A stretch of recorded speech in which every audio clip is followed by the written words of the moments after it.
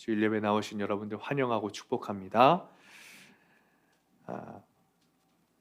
오늘 본문 말씀을 보면 마리아가 산골을 지나서 유대의 한 동네로 갑니다. 기록을 보면 마리아가 도착한 유대의 동네는 마리아가 살고 있던 나사렛에서 80에서 100마일 정도 떨어진 곳이라고 합니다. 기록마다 다르지만 한 150km 정도 떨어져 있습니다. 당시 걸음으로 한 3일 정도 여행해야 하는 거리였습니다. 도착한 장소는 친척 엘리사벳의 집이었습니다. 세례 요한의 엄마가 되는 여자아이입니다. 이 엘리사벳에게 문안 인사를 하기 위해서 유대의 한 동네로 걸어간 것입니다. 오늘 본문 속의 마리아의 상황을 여러분들 아주 잘 알고 계실 겁니다. 앞서 누가복음 1장 26절부터 38절까지 말씀에서 마리아에게 아주 놀라운 일이 일어났죠. 아마 마리아는 보통의 여느 날과 같이 집안일을 하고 또 요리를 하고 있었을 겁니다. 그런데 그때 가브리엘 천사가 그녀에게 나타났습니다. 그리고는 첫 말이 이겁니다. 은혜를 받은 자여 평안할지어다. 주께서 너와 함께 하시도다. 이 말에 마리아가 아주 깜짝 놀랍니다. 우리였다고 할지라도 굉장히 놀라운 일이겠죠. 그런데 이 마리아를 부르는 호칭이 눈에 띕니다. 은혜를 받은 자여. 이것이 그녀에게 여러분 가당한 호칭일까요? 갈릴리의 이름 모를 초라한 집안의 한 여인입니다. 집에서 빗질이나 하며 요리를 하고 빵을 굽고 있던 그녀에게 은혜를 받은 자여라고 부릅니다. 무슨 의미일까요? 이와 유사한 표현이 출애굽기 모세에게 나와 주의 백성이 주의 목전에 은총을 입었다라는 말의 언급에서 볼 수 있습니다. 이 말씀은 영어 성경으로 하면 더 은혜롭습니다. Your people and I have found grace in your sight. 곧 은혜 받은 자가 된다는 것은 주님의 눈에서 그를 볼 때마다 은혜와 긍휼과 자비가 흘러나오는 사람이 된다는 거예요. 다시 말하면 쉽게 말해서 이런 거예요. 주님의 눈동자가 그 사람을 떠나지 않고 늘 머무르고 있다는 말입니다. 여러분 생각해 보시기 바랍니다. 한 아이가 있습니다. 이 아이가 뒤뚱뒤뚱 걸어가고 있습니다. 그럴 때 부모의 눈동자는 그 걸어가는 아기를 따라 움직입니다. 그 아기가 부모의 눈동자에 계속해서 머물고 있는 것입니다. 여러분 갓 태어난 예쁜 아기를 가까이서 본 적이 있으시죠? 아기의 모습을 아빠는 자신의 눈동자에 담습니다. 그리고 감격의 눈빛으로 바라봅니다. 이처럼 하나님의 눈동자가 떠나지가 않고 사랑과 긍휼로 머물러 있던 마리아에게 가브리엘은 은혜 받은 자여라고 마리아에게 말합니다. 그리고 당연히 뒤에 이어지는 말도 같은 맥락입니다. 주께서 너와 함께 계신다. 그렇다면 우리는 이것을 궁금해해야 합니다. 마리아가 어떤 사람이길래 하나님의 눈이 그녀를 떠나지 않았을까?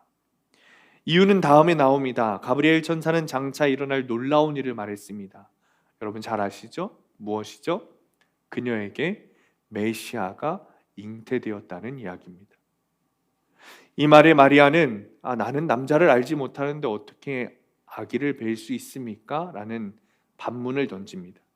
실제로 이 임신은 그녀에게 큰 문제를 야기할 수 있었습니다. 마리아는 지금 10대 소녀입니다. 그런 그녀의 배가 불러오면 이것을 어떻게 부모에게 이야기해야 하는 걸까요? 약혼자 요셉에게는 어떤 말로 설명을 해야 하는 걸까요? 신명기 22장의 율법에는 약혼한 여인이 다른 남자와 동침하면 돌로 쳐 죽여라 라고 되어 있습니다. 이것이 마리아의 운명입니다. 조그만 어린 이 처녀가 감당할 수 없는 운명을 가지게 된 것입니다. 여러분 우리가 성탄을 생각하면서 마리아에게 일어난 일은 항상 놀랍고 신비한 일로 여겼습니다. 기쁘고 축하할 일로만 여겼습니다. 그런데 마리아도 그렇게 생각할까요? 저는 그렇게 생각하지 않습니다. 지금 마리아는 굉장히 두려웠을 겁니다. 왜 나에게 이런 일이 일어났을까? 도대체 왜 나에게 이런 일이 일어난 거지? 믿을 수 없었을 겁니다. 이 일이 사실이라는 것이 믿겨지지 않았을 겁니다. 그래서 오늘 본문의 엘리사벳을 찾아가는 겁니다. 마리아가 자신에게 일어난 일에 대해 곧바로 믿고 나에게 일어난 일에 대해서 위로받기 위해 엘리사벳을 찾아가는 게 아닙니다. 확인하기 위해서 찾아가는 겁니다. 지금 천사가 나에게 와서 말한 게 이게 진짠가? 내가 정말 겪어야 하는 일인가? 정말 내 앞에 천사가 나타난 게 맞긴 맞는 건가? 이것을 확인하기 위해서 엘리사벳을 찾아가는 거예요. 이유가 있습니다. 이 엘리사벳은 이 마리아라는 이 젊은 소녀보다 나이가 훨씬 많은 여자였습니다. 아이를 낳을 수 없는 몸을 가진 그렇게 나이가 많은 여자였습니다. 그런데 이 엘리사벳이 아이를 가졌다는 거예요. 그리고 천사를 통해서 아이를 잉태했다는 겁니다.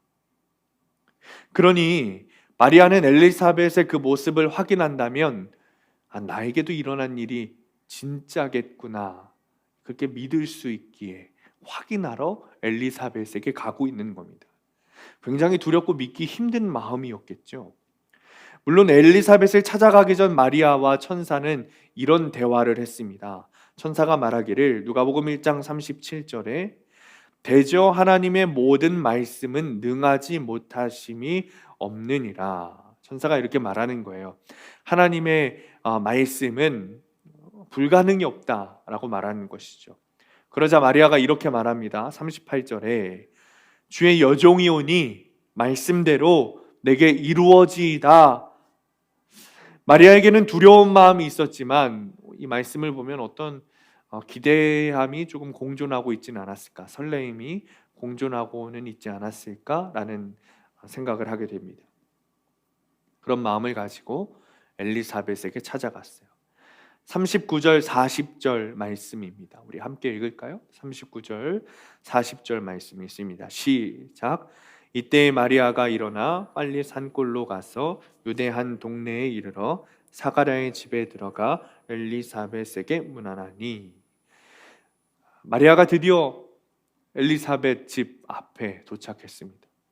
그리고 엘리사벳의 임신을 확인하기 바로 직전입니다. 만약 엘리사벳이 정말 임신을 했다면 내가 이 문을 두드리고 들어가서 엘리사벳의 집에 들어갔는데 엘리사벳이 정말 임신한 모습으로 있다면 마리아는 인생이 달라지는 겁니다. 엘리사벳에게 말도 안 되는 일이 벌어졌다면 나에게도 천사가 한 말이 메시아를 임신했다는 것이 믿어질 것이고 마리아의 인생은 완전히 뒤바뀌게 되는 겁니다. 지금 마리아는 결혼하기 위해서 약혼한 상태입니다. 아마도 마리아는 결혼 후에 어떻게 살아가야 할지, 어떤 준비를 해야 할지 생각하고 어떤 삶을 살게 될지 아마 상상하면서 준비하고 있었을 것입니다. 여기에 결혼하신 분들이 훨씬 더 많은데 결혼을 위해서 어떤 준비를 하셨습니까? 저희는 가난한 전도사 시절에 결혼하면서 양쪽 집에서 1,000만 원씩 받아가지고 결혼했습니다. 집은 15평짜리 사역자 숙소에서 살면 되니까 그 외에 다른 것들, 혼수, 여러 가지 가전제품, 결혼식, 식장, 이런 것들 다 해서 양쪽 집에서 1,000만 원씩 받아서 2,000만 원에 결혼을 했습니다. 한마디로 저희 돈으로 한 게 아니라 부모님 돈으로 한 거죠. 정말 죄송스러운 일이지만 돈이 없었던 관계로 그럴 수밖에 없었습니다. 그러다 보니 아무리 부모님 돈이어도 다른 사람의 돈이니까 저희가 필요한 목록을 엑셀로 쫙 정리해서 부모님한테 보여드렸어요. 이 정도면 되겠습니다. 그리고 일을 진행할 때마다 확인을 시켜드렸습니다. 다른 분들도 마찬가지겠지만 정말 열심히 좀 최선을 다해서 결혼식을 준비했던 것 같아요. 그런데 저희는 사실 결혼식을 준비한 것보다 결혼식을 마친 후에 어떻게 살 것인가, 결혼식이 아니라 결혼 생활을 어떻게 잘 해야 할까에 대해서 더 많이 이야기를 했던 것 같아요. 그래서 함께 말씀도 읽고 작정 기도도 하고 함께 그런 미래에 대한 이야기들을 더 많이 나누었던 것 같습니다. 그런데 여러분, 저희가 결혼 전에 기도하고 생각했던 대로 지금 저희가 결혼 생활을 하고 있을까요? 그렇지 않습니다. 물론 너무나도 행복한 결혼 생활을 하고 있지만 저희가 결혼 전 생각했던 것과는 정말 다르다는 것을 느끼고 있습니다. 정말 같이 사는 거, 결혼해서 산다는 게 이게 정말 쉽지 않은 거구나라는 거를 정말 피부로 느끼면서 오늘도 살아가고 있습니다. 결혼이라는 것이 여러분 그런 것인데 생각하고 기도하고 준비를 해도 어려운 것이 결혼 생활인데, 마리아에게는 그가 생각했던 것과는 정반대 180도 다르게 완전히 뒤집어지게 된 겁니다. 어떻게 될지 모르는, 전혀 알지 못하는 새로운 삶이 펼쳐지게 되는 거예요. 그런 상황이 된 겁니다. 그런데 중요한 것은 마리아의 삶은 달라지지만 마리아의 환경과 상황은 달라지지 않는다는 것. 메시아를 잉태한 상태이지만 마리아가 살아가야 하는 세상은 동일합니다. 마리아가 메시아를 잉태했다고 해서 하늘로 올라가는 것이 아닙니다. 이 땅에서 살아가야 합니다. 너무나도 다르고 예상하지 못하는 삶이지만, 그렇지만 내가 살던 동일한 환경에서, 동일한 땅에서 이 마리아는 살아가야 하는 거예요. 마리아의 이런 현실은 우리에게도 교훈을 줍니다. 우리는 예수 그리스도께서 내 안에 오시면 모든 상황과 환경이 달라질 것이라고 생각하지만 현실은 바뀌지 않습니다.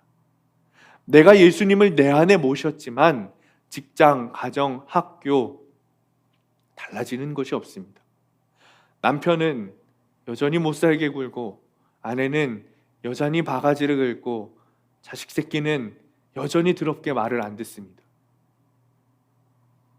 이것이 그리스도인의 삶입니다. 우리의 환경은 달라지지 않습니다. 그런데 우리가 놓치고 살아가는 것이 무엇이냐면, 내 주위의 환경과 사람들은 달라지지 않고 변하지 않지만 내가 변했다는 겁니다. 주님이 내 안에 오셔서 내가 변하고 내가 달라졌다는 거예요. 주님이 내 안에 오심으로 인해서 내 삶이 달라지고 내 존재가 달라져서 변하지 않는 내 환경과 변하지 않는 내 주위의 사람들에게 영향을 끼치게 된다는 겁니다. 여러분, 이 사실이 얼마나 대단합니까? 우리는 여전히 연약합니다.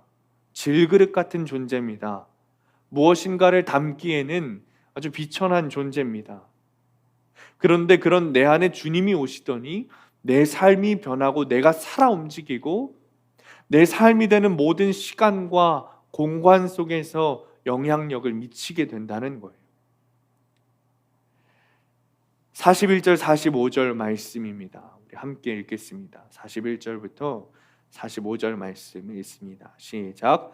엘리사벳이 마리아가 문안함을 들으매 아이가 복중에서 뛰노는지라.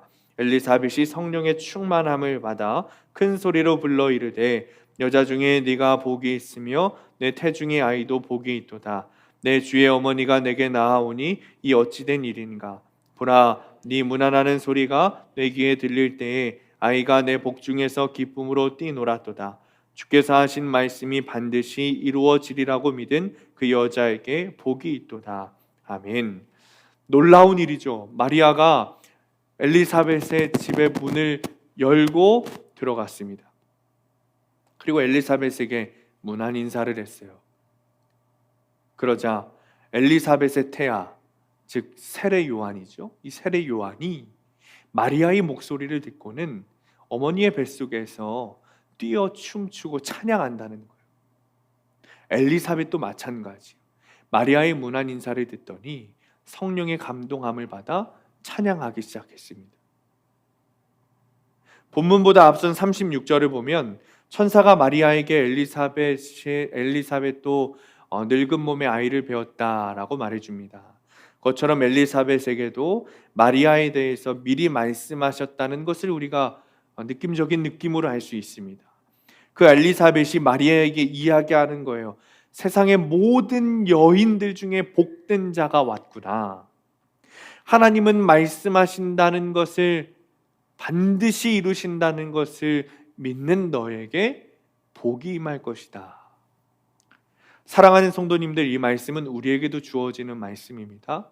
하나님께서 말씀하시는 것은 모든 것을 이루신다는 것을 믿는 자에게 복이 있습니다. 마리아가 엘리사벳을 보고 믿기 시작했어요. 마리아는 처음 천사의 소리를 들었을 때 여러분 무서워했습니다. 두려워했습니다. 내 삶이, 내 결혼이 망가지겠구나. 그런데 엘리사벳을 보자 두려움과 염려가 설레임으로 바뀌는 거예요. 엘리사벳의 임신을 확인하더니, 그리고 엘리사벳의 찬양을 들으며 마리아의 내면에는 알 수 없는 이상한 힘이, 놀라움이, 기쁨이 일어나게 되는 겁니다. 여러분, 엘리사벳에 대해서 누가복음 1장 5, 6절에서 이렇게 말하고 있습니다. 유대왕 헤롯 때에 아비야 반열의 제사장 한 사람이 있었는데 이름이 사가랴이다. 그의 아내는 아론의 자손이니 이름은 엘리사벳이라. 이 두 사람이 하나님 앞에 의인이니 주의 모든 계명과 규례대로 흠이 없이 행하더라.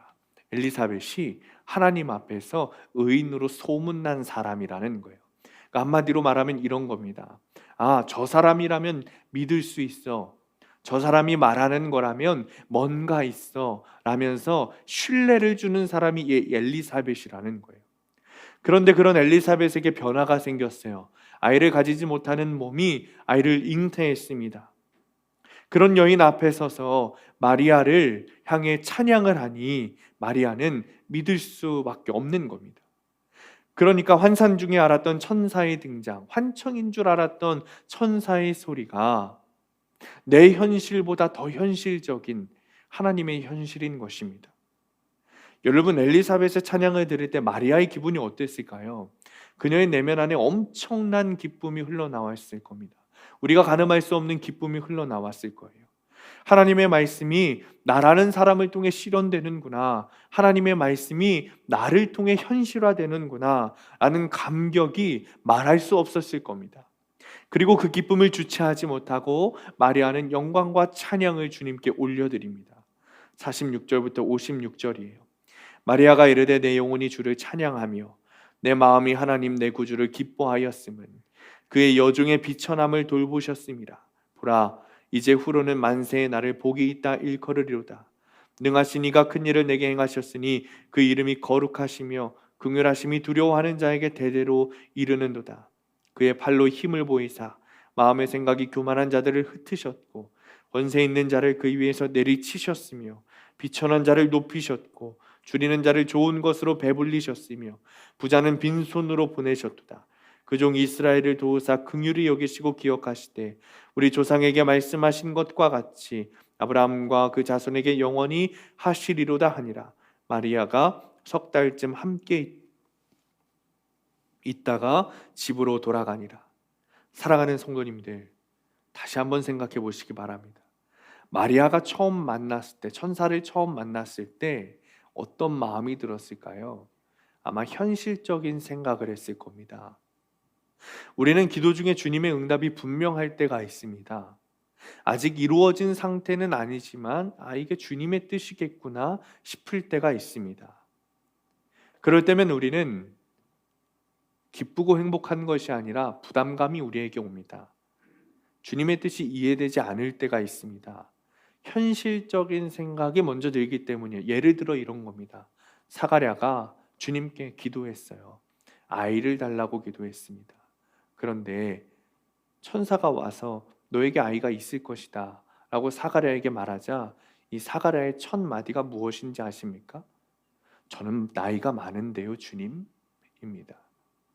기껏 열심히 기도해놓고 너에게 아이가 있을 거야 라고 말했더니 나는 나이가 많은데 어떻게 아이가 있을 수 있죠?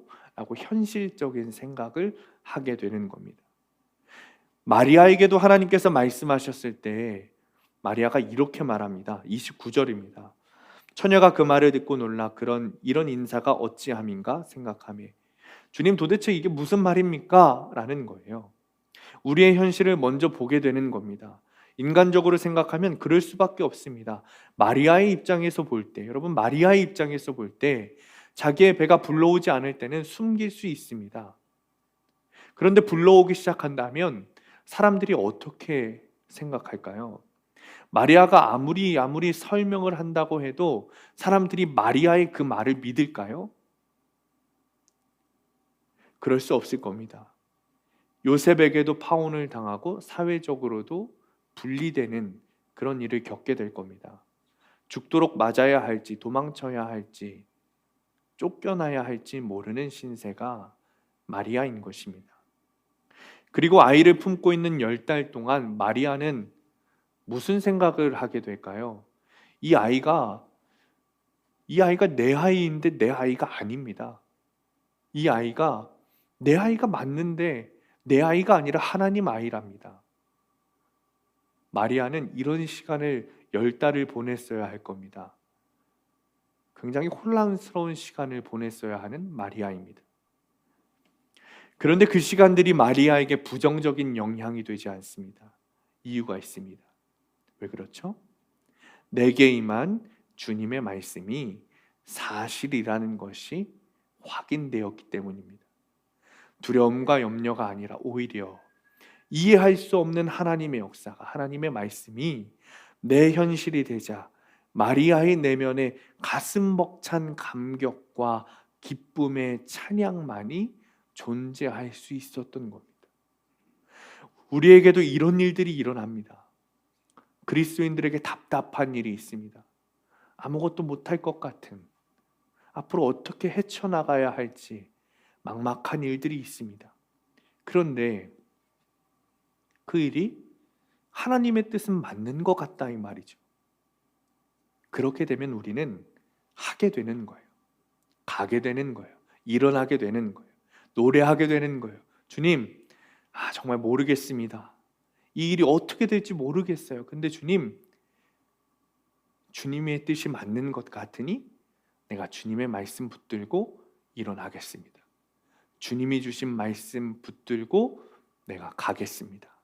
하면 힘이 나는 거예요. 그런데 지나가 보면 어떻습니까? 말도 안 되는 일 같았던 것이 현실화되어 있습니다. 주님의 뜻대로 다 되어 있는 거예요. 우리가 보기에는 말도 안 되는 일 같은데 시간이 지나가 보니까 주님의 계획대로 다 되어 있는 것이죠. 여러분, 마리아의 이 찬양은 자신이 누구인가 바르게 아는 것에서부터 시작되었습니다. 48절 말씀입니다. 우리 함께 읽을까요? 시작. 그 여종의 비천함을 돌보셨음이라. 보라, 이제 후로는 만세의 날을 복이 있다 일컬으리로다. 아멘. 마리아가 자신을 뭐라고 이야기하죠? 나는 비천한 여종입니다 라고 이야기하는 거예요. 여러분, 이것은 아주 중요한 깨달음입니다. 모든 그리스도인은 이 깨달음에서부터 출발해야 합니다. 나는 비천한 여종입니다. 질그릇입니다. 그런데 내 몸에 하나님의 아들이 있습니다. 하나님의 아들을 담는 그릇이 되었습니다. 보배를 담은 질그릇이 된 겁니다. 이것이 그리스도인의 존재입니다. 이게 우리라는 존재입니다. 우리들의 존재 방식입니다. 우리는 비천합니다. 비천할 수밖에 없습니다. 그런데 내 안에 예수 그리스도께서 담겨져 계십니다. 아주 역설적인 것이죠. 마리아는 자신에게 닥친 상황을 통해 어떤 긴장과 두려움을 느꼈을 거예요. 그런데 하나님이 그런 마음을 주시는 겁니다. 내 비천한 몸 가운데 주님이 찾아오셨다는 겁니다. 이 일은 내 비천함을 생각할 때 하나님께서 일으키신 권능이고 긍휼인 겁니다. 우리 49절 50절 말씀 우리 함께 읽겠습니다. 시작. 능하신 이가 큰 일을 내게 행하셨으니 그 이름이 거룩하시며 긍휼하심이 두려워하는 자에게 대대로 이르는도다. 아멘. 마리아가 이렇게 찬양하는 겁니다. 이 비천한 자에게 일어날 수 없는 일이 일어났습니다. 그러니 이 일어난 일은 하나님의 권능, 하나님의 능력으로 일어난 일입니다. 주님께서 나를 받아주신 것도 하나님의 긍휼하심 때문입니다. 주님의 권능과 긍휼을 노래하고 있는 거예요. 마리아에게 말씀이 임재하고 주님을 잉태한 사건으로 마리아로 하여금 하나님이 누구이신가 깨닫게 되는 사건이 되었습니다. 뒤에 이어지는 51절부터 55절까지의 말씀은 그 주님의 권능과 긍휼하심에 대한 마리아의 이해입니다. 하나님의 권능은 교만하고 자신의 권세를 통해 누군가를 압제하는 데 사용하는 자들을 치신다는 것. 하나님의 긍휼은 주님만 바라보는 비천한 자를 높이시고 세상의 악함과 자신의 미약함 때문에 줄이는 자를 배부르게 하시는 것이라는 하나님에 대한 마리아의 깨달음이고 주님을 찬양하는 내용입니다. 우리는 하나님의 일을 우리의 눈으로 보며 짧게 생각하지만 주님은 다르십니다. 하나님께서 엘리사벳에게 자녀를 주시겠다고 하셨을 때 엘리사벳은 드디어 하나님이 나의 한을 풀어주시는구나 라고 생각했습니다. 그러나 하나님은 그렇게 생각하지 않으셨어요. 엘리사벳의 서러움을 해결해 주시는 정도로만 임신을 허락하시는 게 아닙니다. 하나님은 엘리사벳에게서 태어날 그 아이를 통해 예수 그리스도를 계시하는 그런 계획을 품고 계셨던 거예요. 마리아에게도 마찬가지입니다. 마리아에게 하나님께서 너가 아이를 낳게 될 거야 말씀하셨을 때 마리아로서는 내 계획, 내 미래, 내 삶, 내 결혼이 다 무너지는 사건이었을 겁니다. 그런데 그것은 마리아의 생각이죠. 사람의 생각이죠. 하나님 편에서는 그 사건이 결국 하나님의 크신 구원을 위한 인류 역사상 유일무이한 사건이 되었습니다. 그러니 하나님께서 우리 삶에 개입하시고 우리를 초대하시고 우리와 동역하시려고 할 때 부담이 되고 막막할 때도 있어요. 그러나 사실 하나님 편에서 보면 나를 사용하시기는 하지만 도무지 사용할 수 없는 나를 통해 주님께서 일하시고 계시는 거예요. 따라서 내일을 위한 가장 확실하고 책임 있는 행동은 딱 하나입니다. 우리가 오늘 하나님의 말씀을 가까이 하고 따르는 거예요. 내일을 위해 대단한 것을 준비하는 것이 아니라 오늘 내가 하나님의 말씀을 기꺼이 선뜻 따르는 것입니다. 바로 이겁니다. 이 진리를 위해서 지금까지 마리아의 이야기가 흘러온 겁니다. 마리아는 오늘 이 사건이 자신에게 찾아온 엄청난 변화의 사건이었어요. 그리고 그의 이름이 달라지는 사건이었습니다. 여러분 어떤 이름을 가지고 계십니까? 저는 배명이라는 이름을 가지고 있어요. 근데 요즘 저에게 다른 이름이 하나 생겼습니다. 저희 아버지가 부르시는 거예요. 이든이 애비야라고 부릅니다. 저에게 자녀가 생기고 그 자녀와의 관계를 통해 생긴 이름이에요. 저는 교회에서 또 다른 이름이 있습니다. 담임 목사라는 이름입니다. 여러분과 저와의 관계 사이에서 생겨난 이름입니다. 마리아에게도 다른 이름이 생겼습니다. 43절 말씀입니다. 내 주의 어머니가 내게 나아오니 이 어찌된 일인가. 마리아에게 내 주의 어머니라는 이름이 생기는 겁니다. 마리아가 하나님의 말씀이 이루어지리라는 것을 믿음으로 자신에게 말씀이 품어지고 메시아 예수 그리스도를 잉태함으로 생긴 이름입니다. 주님과의 관계가 형성되어 생긴 이름이에요. 우리에게는 동일한 이름이 있죠. 그리스도인이라는 이름입니다. 주님께서 내 안에 오시고 주님과의 관계가 시작된 사람들에게 주어지는 이름입니다. 여러분 마리아가 되고 싶으십니까? 저는 마리아가 되고 싶지 않습니다. 어떻게 그 일을 감당할 수 있겠습니까? 저는 도저히 그 일을 감당할 수 없을 것 같습니다. 그런데 여러분 얼마나 다행인지 모릅니다. 참 감사한 것은 마리아는 메시아를 동정녀로 품음으로 인해 내 주의 어머니라는 이름을 가지게 되었지만 우리는 예수 그리스도 진리이신 말씀만 품으면 그리스도인이라는 이름을 가지게 되는 겁니다. 사랑하는 성도님들, 앞서 마리아는 자신에게 일어난 모든 일들을 통해 두려움과 불안과 혼돈 가운데 있었지만, 동일한 그 사건이 엘리사벳을 만나서 하나님의 말씀이 마리아의 마음에 품어지자, 그리고 믿어지게 되자 기쁨과 찬송의 순간으로 바뀌게 되었습니다. 사랑하는 성도님들, 우리도 말씀을 품어야 합니다. 그래야 고난의 사건이 승리의 사건이 되고 기쁨과 찬송의 사건이 됩니다. 여러분, 말씀 읽고 말씀 묵상해야 합니다. 말씀 읽는 것 너무나도 중요하지만 그냥 단순히 읽는 것을 넘어서서 묵상해야 합니다. 우리식으로 이야기하자면 큐티해야 합니다. 그래야 고난이 승리가 되고 기쁨이 됩니다. 마리아도 말씀이 믿어지지 않을 때는 그 사건이 그저 고난과 염려의 사건이었어요. 마리아에게 닥친 고난이 해석되지 않은 거예요. 그러나 말씀이 그 안에 들어가자 마리아에게 닥친 그 사건이 해석이 되었어요. 삶의 해석이 된 겁니다. 그러니 고난이 고난으로 여겨지는 것이 아니라 축복이 되고 기쁨이 되는 겁니다. 여러분, 마리아에게 닥친 그 사건은 처음부터 고난이 아니었습니다. 처음부터 염려될 것이 아니었어요. 그런데 마리아의 생각으로, 마리아의 뜻으로 그 사건을 해석하려다 보니 고난으로 여겨지고 염려로 여겨진 거예요. 그 사건을 제대로 바라보지 못한 거죠. 왜요? 사람의 생각으로 해석했으니까. 그런데 그 일은 처음부터 고난이 아니었어요. 주님께서 주신 축복의 사건이었습니다. 기쁨의 사건이고 찬양의 사건이었습니다. 그 사건을 언제 해석할 수 있게 되었습니까? 마리아의 마음에 말씀이 품어졌을 때, 주님의 말씀으로 그 사건을 바라보게 되자 그 사건이 올바르게 해석된 겁니다. 사랑하는 성도님들, 말씀이 묵상되지 않으면 내 삶은 해석되지 않습니다. 우리의 고난이 해석되지 않습니다.